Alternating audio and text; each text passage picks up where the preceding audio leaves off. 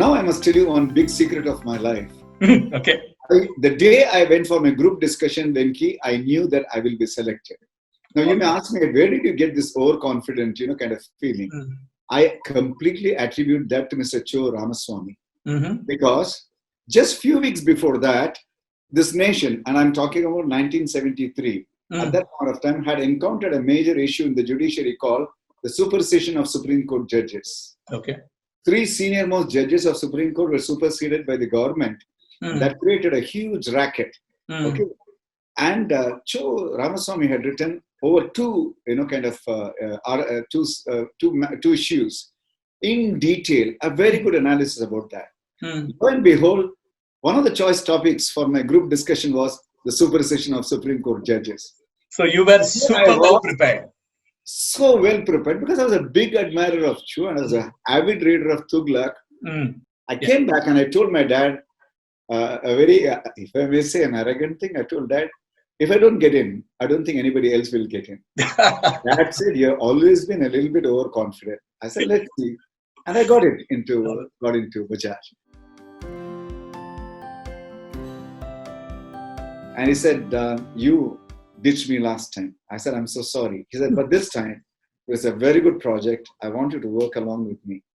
It's about Bombay. It's completely based on characters from Bombay, the language, the culture, the dialogues. There's so much of scope of work for you to do. Why don't you work? I said, Mani, this time, I'm not just saying yes, I'm doing it.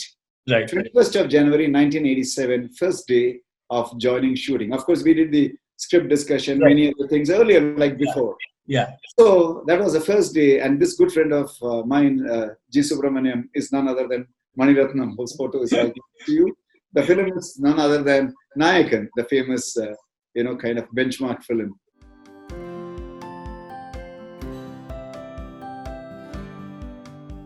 So, as much as I was, socially active, when I say socially active, I was one of those guys who never was an observer about the social rights and the social wrongs. I would act. In fact, my wife calls me as one of the part-time, traffic policemen. If I see somebody violating traffic rules, I'm not one of those guys who curses or he says how terrible this country is. There are many, many times where I stop and I check the person and I tell him very clearly that it's not acceptable. Sometimes very nicely, sometimes very, very strongly.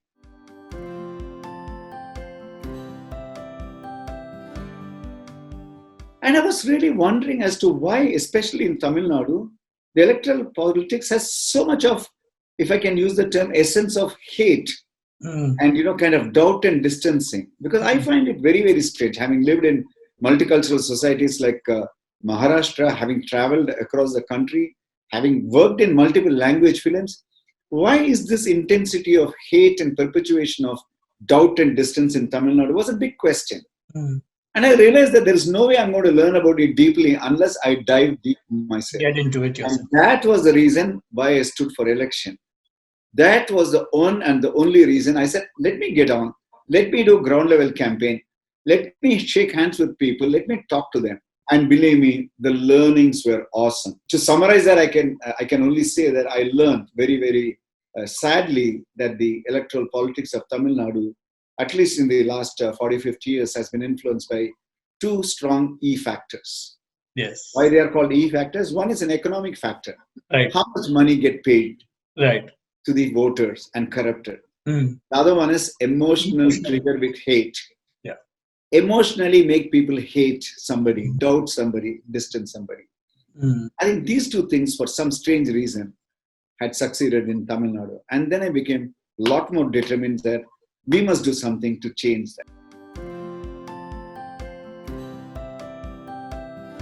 So he was sharing in his usual style and saying, why do people complicate life so much? It's so easy, isn't it, to understand life and to live it very well. And he was so self-effacing. He said something like, if an ordinary 12th standard passed bus conductor can become Rajnikant, Kitty sir, anybody can become anything in life. They must believe in themselves. But then he came with a fantastic punchline, which I would remember for lifetime. And he said, Kitty sir, after all, what do human beings require in life? Now comes the punchline. After all, they require a body which is useful and a mind which is peaceful, right? Wow, very nice. A body which is useful and a mind which is peaceful. I think that was his best punch dialogue.